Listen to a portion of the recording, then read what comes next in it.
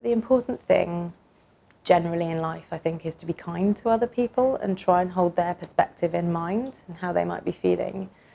You can ask the question. You can ask someone how they're feeling, and maybe they won't tell you, maybe they will.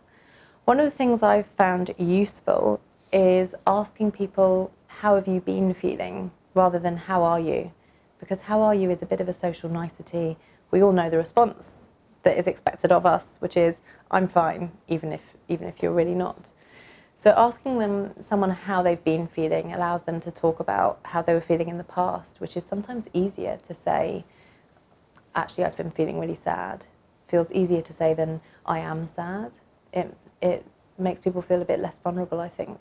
Rather than maybe asking about someone being low in mood or saying, so have you still got the anxiety, or are you still feeling anxious?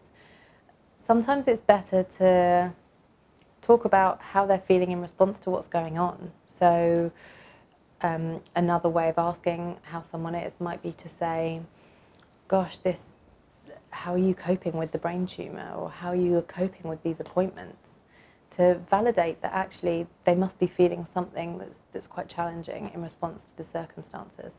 So really, you're trying to relate and understand how they're feeling in the context of their life and everything that's going on at the moment.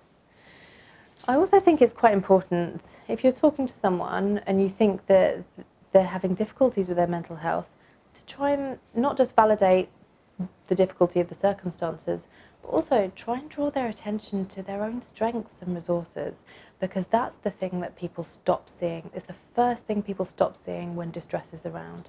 They stop seeing how strong they are, they're coping, the way they're coping, the way they communicate about things, the way they handle appointments, the way they manage themselves in a doctor's consultation, to try to draw their attention to their strengths, even if it's just reminding them that they were the best joke teller you knew, whatever it is. It's always worth asking people if they feel they need some support or some help, because often people do feel that way, but they feel like it's an acknowledgement of weakness or a failure to ask. Having somebody else encourage you to go and see your GP and to talk about it sometimes is the boost that people need to take the next step.